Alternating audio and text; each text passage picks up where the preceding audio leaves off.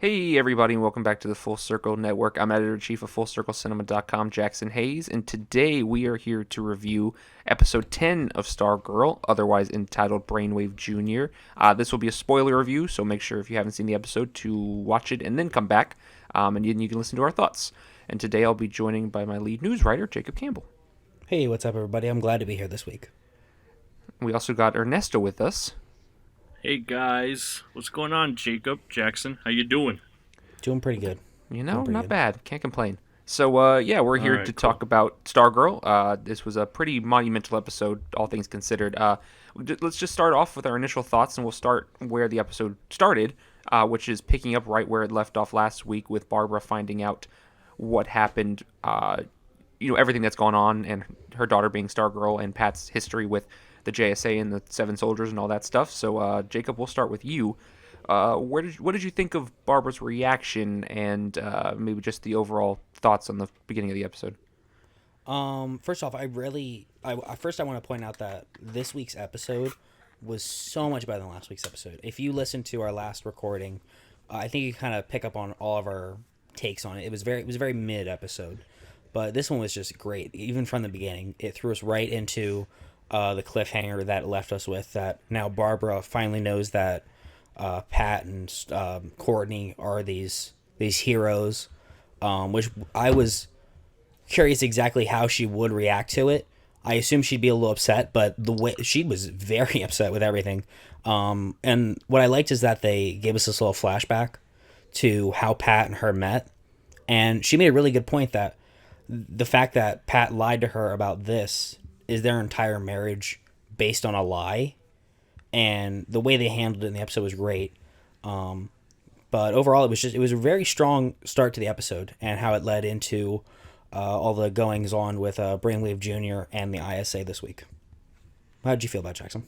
Yeah, so let's keep things real here. Barbara's reaction to what happened and everything that happened was completely warranted. She throws Pat out, tells him to leave, get out. You're a danger. She immediately asks the question in the room. The elephant in the room really was the injuries that happened to Courtney involved with a car accident, or was it something else? He tells the truth and says it was something else, and she immediately tells him to leave. I think that's completely fair. You just had this bomb dropped on you. Your daughter was severely injured in the hospital, based on something that happened you didn't know the details of, and now you know that there's something more at play than you originally did. And she's running around, fighting people, and that's obviously a danger to her, a danger to her family, and a danger to everybody. So it's just one of these situations. It's like, yeah, that's how any normal human would react. They'd want to throw someone out. They'd be angry. They would try to shut themselves off. They would be frustrated. And I think it was completely warranted that Barbara was incredibly frustrated with Pat in this situation. I thought it was interesting that, Mike immediately jumps to and just goes with Pat to the garage and kind of just says, hey, like, listen, I'm not going to stay here with Barbara and Courtney all alone. Like, it's a weird situation. And they had a nice little buddy moment where Mike goes, hey, don't get so soft on me. Their dichotomy is really, it's really good, the way that the way they talk to each other, and just the relationship they have. So it was a hot start. It really started off quick, and we just got really into the meat of it, and how this family dynamic has kind of been broken up, at least for the time being. So Ernie, we'll get your brief thoughts, and then we'll jump to something else. So what did you think of the beginning of the episode? Yeah, I like that it wasn't drawn out. I want to say that I really enjoyed Amy Smart's performance in this. We haven't got to see her be serious all that much this season so far, so finally being able to see these things kick into gear and the dramatic tension with the actors just rising up to a new level was exciting to watch. Yeah, it was really strong performance from Amy Smart. I really liked her in this episode. Yeah, so and then we'll jump to the next kind of big cliffhanger we were left on, which was the fact that Brainwave had woken up. So now we go back to see Henry King in the hospital with his son, and then his son comes to find out that he's lost 10 years of his memory. He can't remember anything prior or after his wife's death, really the events of it, and then everything that transpired after. So he's kind of just left in this limbo, and Henry kind of meets a new person. Like, his dad's a different person than the one he is used to. He's a lot more nurturing and nice, and he remembers Henry as a small boy. So now that he's seen him growing up as a teenager, and then he learns that he has his abilities, and he's like, oh, I want to train you and do all these things, and that's obviously before Icicle shows up and kind of gets his gets his claws into Henry. But Jacob, we'll just talk about that brief moment here for a second. What did you think about that? Yeah. One of the things that I really like the way they handled him coming out of the coma, because I know last week we had mentioned that we were curious if Brainwave was kind of partially awake the whole time and that he might have been the one to cause the lawyer to have that seizure.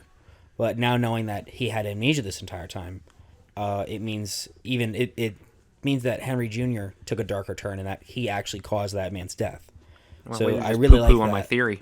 It really just did. It really they didn't care at all. You said we, but it was just me, and you're just calling me out. I was trying to make you feel okay that it wasn't just you. Well, you didn't have to bring it up at all. But I didn't want to throw you under the bus like that. But if you want to jump under it, that's all you. It rolled over me all the same. I had that theory also. Yeah. So. See, Ernie had it. See, it was a good we. Yeah. That was a solid we. Okay. But yeah, I really like the way they handled the situation, and it also, jumping forward a little bit, having Brainwave come out of the coma and be this kind of much lighter person than we've seen thus far, be it in like the first few episodes and in the tapes that Henry Jr. was watching. It makes us see him even more as like this monster, because we know that he had this good side, but it wasn't someone else that pushed him into this villainous level that he's at now, but it was his own doing, because as we learn later on, he was the one that killed his own wife and Henry's mother. So I really loved that twist, and how setting it up as, oh my god, he's been a good guy this whole time, he just had a bum deal. It was a complete subversion of what I thought they were going to do. How did you feel about that, Jackson?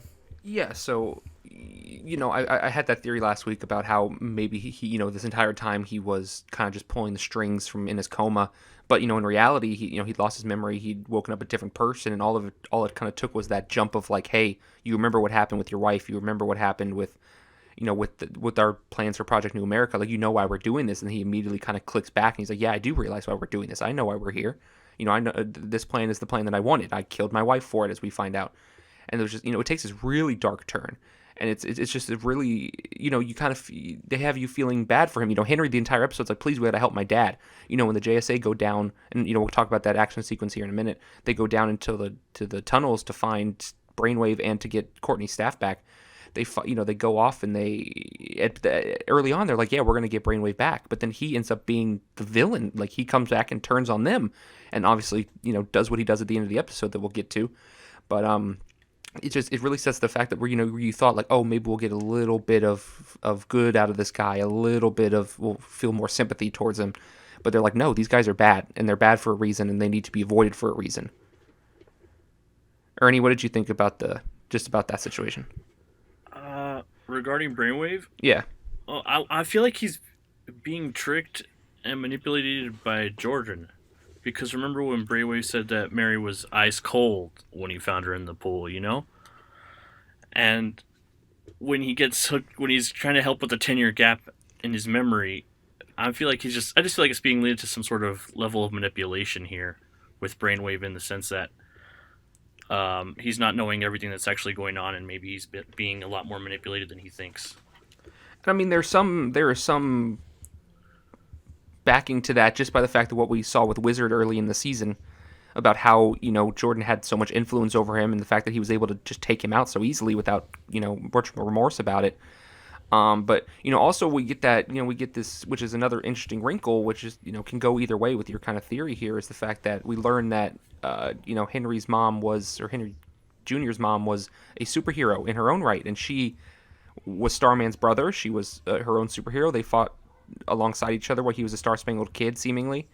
And they met while Brainwave was robbing a bank, and then they started this relationship, and she thought he turned over a new leaf, and then she ends up dying.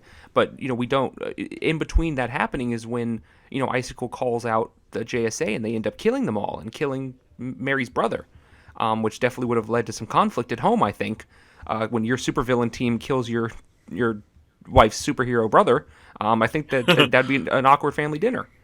Yeah, I don't think you can work through that. Yeah, Thanksgiving's never going to so. be the same. No, I just like the layers this show has to it, in its sense of familial ties that these characters have with each other. It makes things a lot more interesting. yeah, and it's subtle. than other shows. They do it subtly, and it's not beaten over the head with which is another thing we get in this episode, which is the fact that we find out that Courtney's dad is not Starman, which is another Yeah. familial tie. Early in the episode, when Henry comes to her for help, and she goes, "Hey, like we're cousins." By the end of the episode, the audience clearly finds out that's definitely not the case. But it's just one of those things. It's like it keeps you guessing about who's involved with who and whose allegiance is really with who based on the situation. Yeah. And can I talk about that for a sec? Yeah, So we've known from the beginning that her dad wasn't actually Starman, because we know the comics and everything, and that we know her dad's actually is that Sam Curtis guy. Now, here's something that kind of it didn't bug me, but I just thought it was weird.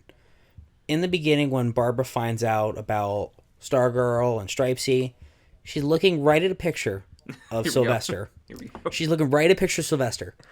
Now, I don't know, but I feel like I would be able to look at the picture and be like, that's not the father of my daughter, right? Wouldn't you know? Did they look that similar? And also, how come Pat never mentioned that he never told Courtney that?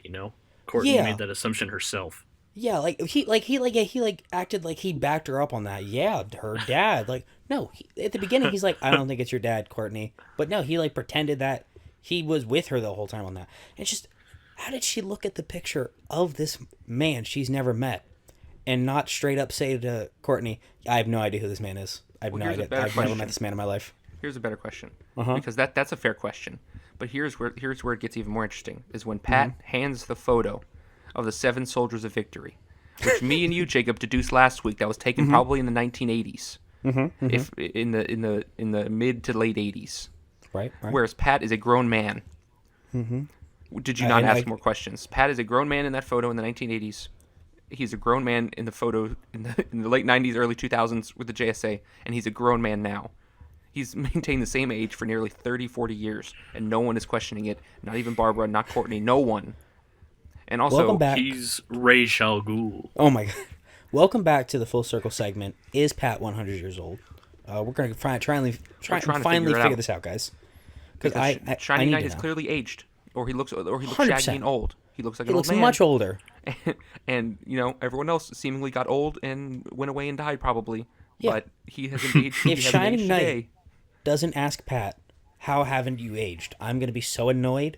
Because he's obviously aged. You can see. It's clearly just an oversight by DC Universe and the powers that be, and even Geoff Johns himself, that they put Luke Wilson in that ridiculous stripesy outfit and put him in that photo just for kicks. I don't know what they did it for, but they did it, and it opened a whole Pandora's box just for their sick kicks. I can't accept it. It isn't a CW show yet. Maybe just to irritate me, just to get a rise out of me, they did this because Stargirl season 2, I'll allow it. It's on the CW, but I can't allow it yet. No, I have some. Listen, I can't.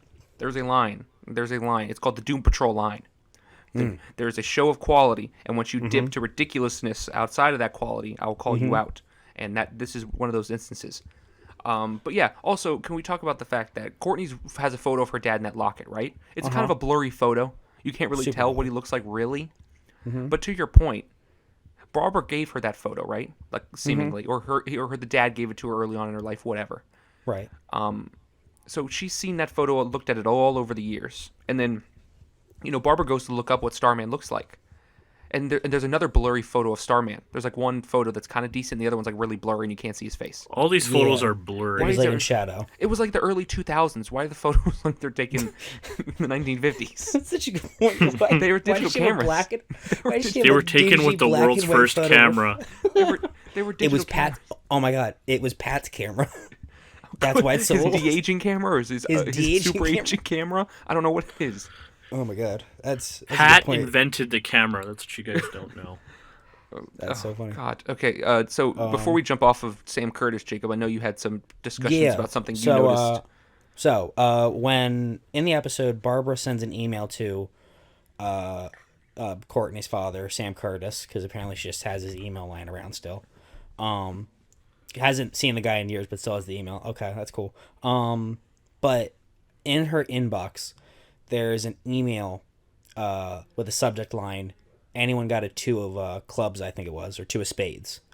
In the comics, Sam Curtis is like a low-level member of the Royal Flush Gang, and the sender of that email was the Royal FC, which I guess could be like the Royal Flush Club if they change it up or whatever.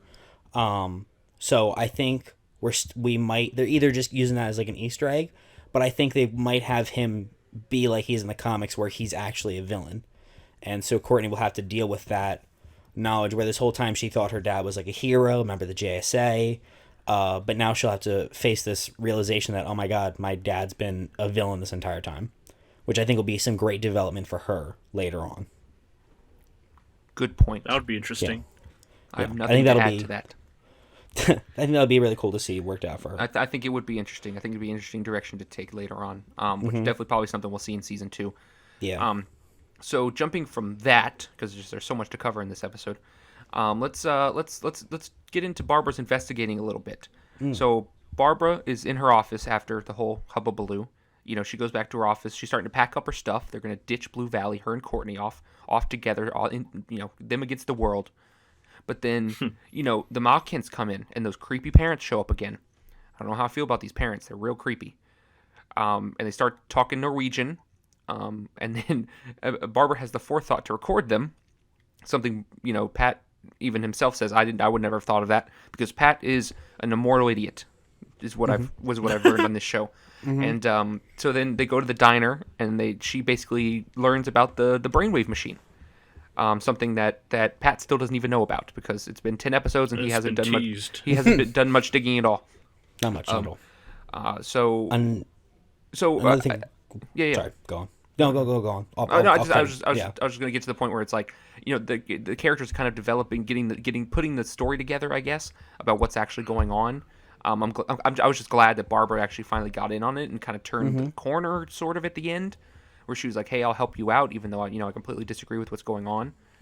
We'll try to work things out here, and I'll try to help you with this situation. And I just kind of like that moment. I like that she had some her reaction at first was really rash and angry, as most people would be, but she started to come around as time went on. Yeah, I agree with that. I really like that switch where it's like she definitely isn't happy about what's going on, but she realizes something is wrong about all this. And another thing I just want to kind of point out that I was just like, is that I noticed Pat didn't record them, but Barbara did on her, we're going to call it an iPhone or whatever it was, while Pat pulled out his flip phone. Now, here's my thing. Okay. Pat has designed a super high-tech suit of armor that he can fly and shoot a rocket fist, but he has a flip phone. And I just think we need to take a moment to think about that. I think the truth is Pat is an enigma, and I don't think we'll ever get true answers as to Pat's lineage, his history, who he really is. So you're saying that he's the Riddler. Maybe. I think that's what we're saying here. I don't really have an answer to the Pat question. Because I like how the drama isn't contrived from what we've talked about. You know what I'm saying? No, it all flowed. Like whereas last week a lot of stuff was all over the place. Like, a lot of it was contrived with like the Yolanda stuff that happened that we were talking about. This week just really flowed. Like things just started to happen and pick up and kept going. I don't like to put down other shows to pick other shows up, but in this case I kind of want to do it with other CW shows like The Flash and maybe Arrow in one of its weaker seasons. The things that happened in this episode would have taken like episodes and episodes of CW through contrived dialogue and forced conflict for them to get to the point that this show's at and what they did in a single episode. That's a really good point. And I think this is also a good point comparing, but comparing it to Titans, which we reviewed extensively and we're also very frustrated with. The problem on Titans was that nobody would talk to each other. Nobody would talk to each other, and if they had conversations, which is something we brought up multiple times during these episodes, if someone had just told someone a piece of information ahead of time, they would have avoided all the conflict that came down the road. And it happened endless amounts of time in that show. Like the whole thing about Jericho and Dick not telling them what really happened with Jericho, he could have avoided this entire situation by the end of the season. Yeah. Whereas here, they're all just kind of like as it happens and as it needs to happen, the cards are just getting laid on the table. Things are just coming out as they need to, not as like well, I'm holding it back. And obviously the superhero secret was held back, but that's part of the course when you're on a superhero show. We talked about it last week while I was explaining Smallville and how long it took people to tell them. to tell people, Clark to tell people he was Superman. But it's like you're not going to give that information up willy nilly. Even though Courtney kind of does to all of her friends, but she's a high school girl and that's what she does. But right, like to your point, Ernie, like it's nothing is contrived. Like nothing is just being forced down. It's really kind of natural and organic, which is definitely helpful for a show like this, and it definitely picked up on where it was a little messy last week. Good stuff. Yeah. If we want to move along to like the kind of like the latter half of the episode with the JSA stuff. Yeah. We'll get to them. Yeah. Let's just jump to them getting down to the tunnels. As I mentioned earlier, they go after Brainwave after Henry comes to them, and he's reluctantly allowed to join the team after Yolanda and Rick have to come around to the idea at first because Rick wants to punch his face in as he wants to punch in everyone's face at all times. Rick wants to fight everybody. He's like, really I'll kill you. And Yolanda really just wants to kill him. Yolanda wants to kill him, as we talked about last week. But so then we get to the point where they go down there and we're ready. And then they break up in teams. We got Brainwave, Yolanda, and Courtney together, or Brainwave Jr. together. And then we got Rick and Beth, which is definitely an odd couple kind of pairing. And that kind of shows up here. Let's do that one first because that's where my head scratching is the most. So Rick and Beth team up. Okay, Beth, who has no access to Dr. Mid-Nite down there, so she's just kind of wandering about in a costume. And then Rick, who turns on his Hourman juice and just gets ready to go down there and beat up people. So they're walking down the hall, and they come by Solomon Grundy. As we know, Solomon Grundy murdered Rick's parents. So he obviously is very upset about it. And the whole reason he joined the JSA. And then he begins to attempt to rip the door off the hinges to let Solomon Grundy out. And listen, I'm so excited for that fight to happen. It's going to be incredible. Yeah. But my issue comes in where Beth is standing next to him. Beth has no way to defend herself from a giant monster. But regardless, Rick says, I'm going to rip this door off. And I'm going to fight this thing while you stand here. I'm going to kill him. I'm going to kill him while you stand here and potentially die in the crossfire. Do you know what really upset me about when he was trying to open the door? So, what? First off, he flipped his Hourman thing. All right, so the timer's already on the clock. Yeah. Let's say he wasn't even close to getting that door off the thing, okay? Let's say he's 20% maybe. Dude, yeah, he was nowhere near it. Let's say it takes him 30 minutes to get that door off.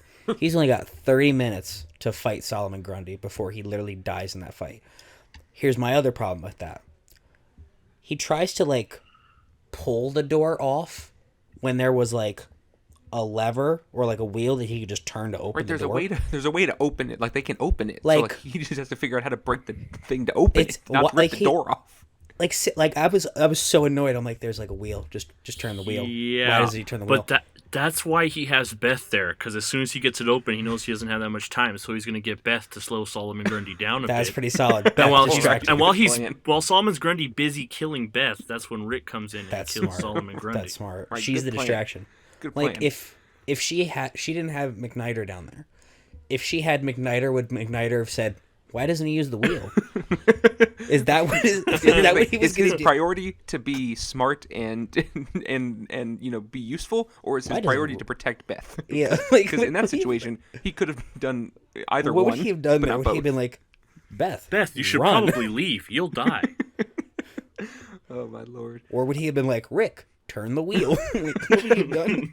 Tell Rick to turn the wheel clockwise. Who's his allegiance to, guys? Beth, please put the goggles somewhere else when he opens the door. I need the next Dr. Mid-Nite to have these. Oh god. Okay, so yeah, that happens, and that was its own thing, and I just thought it was very funny that his blind rage almost killed Beth. But so then we jump to the other crew, and they show up into Dragon King's office or laboratory or whatever he wants to call it.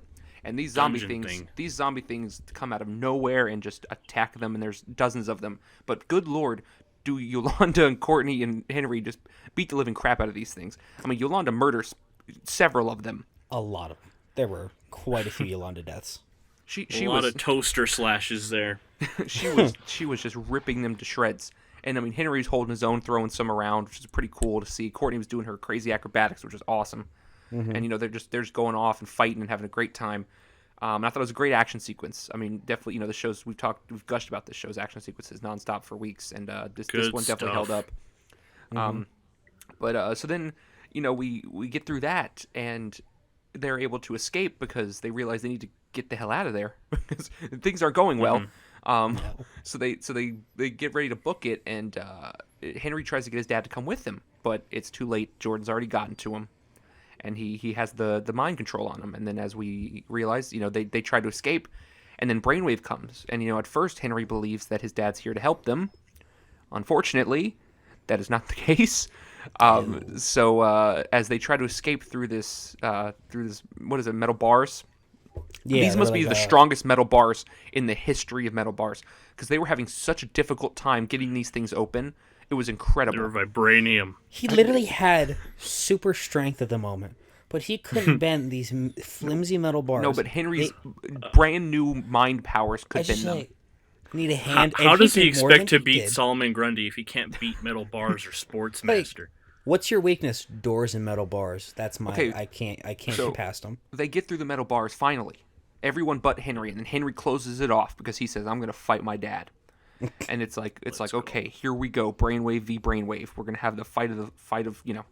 But then let's go. It just gets really, really sad.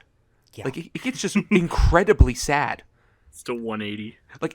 Like I was like choking up. Like I was legitimately like, oh my god, this is incredibly sad right now. So Brainwave tells Brainwave Jr. that he killed his mom. He reveals it to him, and then he basically tells him, "I'm gonna kill you." And then it's like, wait, you're gonna what? I was gonna save you, Dad. And he's like, wait, huh? And then in just one of the saddest things I've ever seen, Henry turns to Yolanda and he's like, I really am sorry. Like I am sorry. And you're like, oh my god. Like, this is depressing. And then he tells them to, which I'll just paraphrase here, that, what's about to happen to him doesn't speak for everyone in the world, and that they're still good people. And then his father proceeds to kill him. And it was just, I mean, you guys can give your thoughts, but I was kind of floored at how sad this was. It was really well done. The whole sequence was so well done. Like you said, like him facing off with his dad, and his dad being like, "Oh yeah, I killed your mom, and now I'm gonna kill you." It was like, oh my god, it was so well acted, and it was upsetting to watch. And that final moment where just before he's crushed, just even though he's about to die, he wants Yolanda to know that he's sorry, and it was really well done. And it was one of the most well acted episodes, I think, of this season. I know it was elevated by the wonderful score too. Oh my god! Yeah, I mean, they got the emotional song in the background. I mean, you're just hit by this wave of feelings, and it's just like wow, and you're just like it's the same thing, kind of like where like a few weeks ago we were like I was very indifferent on Shiv, and then the 2 episodes that we had of her got me very, very into the character and excited. Mm-hmm. This kind of didn't. It was doing the same thing for Henry. Like I was getting like really excited for him to join the team and be part of them and fight against his dad and the evil that they were doing, and then it's just like taking the rug is pulled out, and they just take him away, and and we'll get into whether we think he's actually dead or not. But in this situation right now, as we know it, this week he is dead, right? Until we learn otherwise. So it's just one of those situations where it's like, wow, like. Well, here's the thing, Brainwave. He's playing the long game, a deep cover. He's making them see what he wants them to see. His son's not really dead. Oh wow, you're thinking. That's a good point. That's a good call. I was just thinking.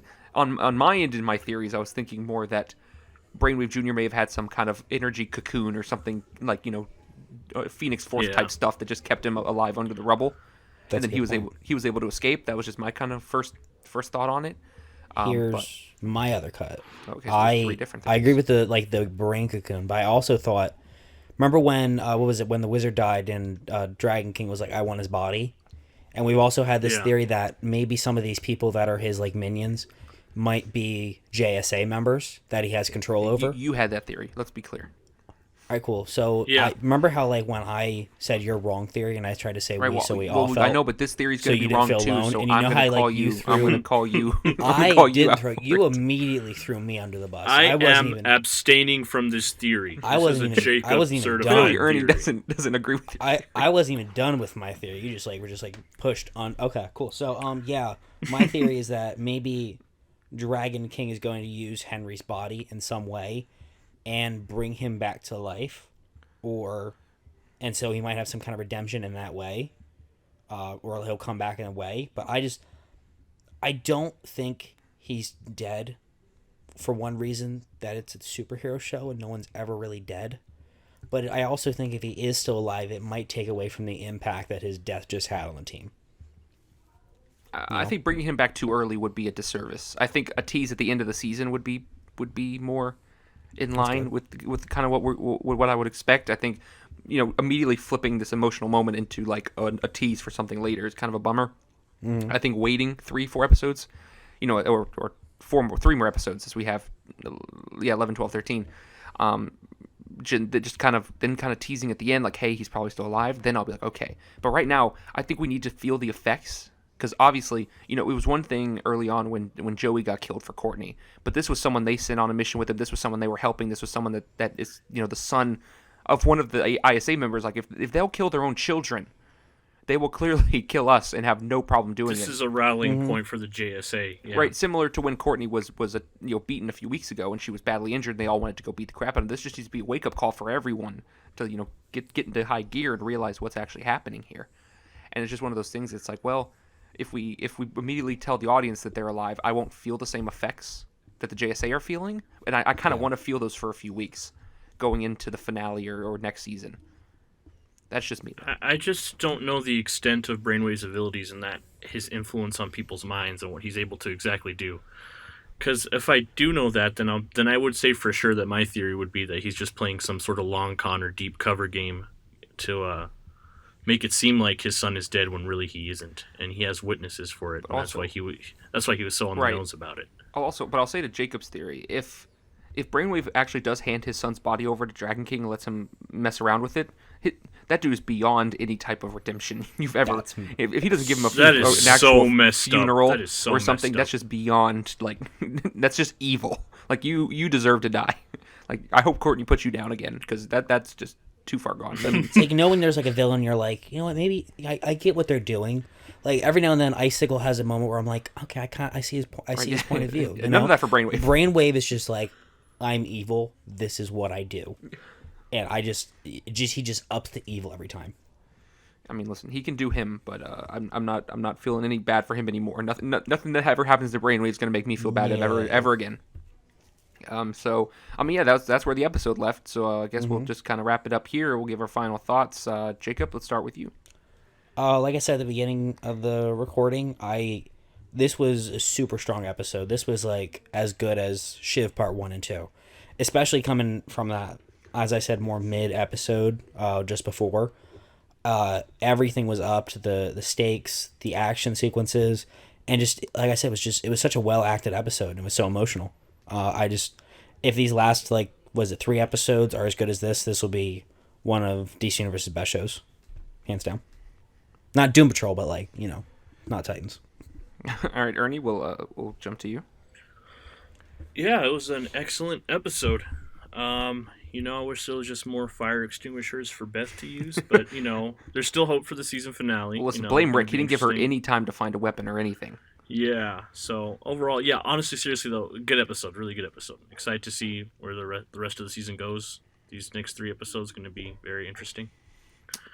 Yeah, I'm totally in agreement with you guys. I mean, this was one of the best. I think it just really surprised me how emotional it got me and how much it hit me. A character that I wasn't super into until really this episode and last week. I wasn't into Henry at all. I thought he was kind of irritating and just kind of a side character. When they finally got me emotionally invested and they just, pulled the rug, like I said. And I just think that's a testament to how good this show is, that it was able to invoke that emotion out of me. So, I'm super pumped to see where we go. And I just hope that they don't pull a superhero show too quickly. I think that's just my one concern. But where can they find you on social media, Jacob? You can find me on Twitter at JacobCamp13 and at ComicCorner_. Nope.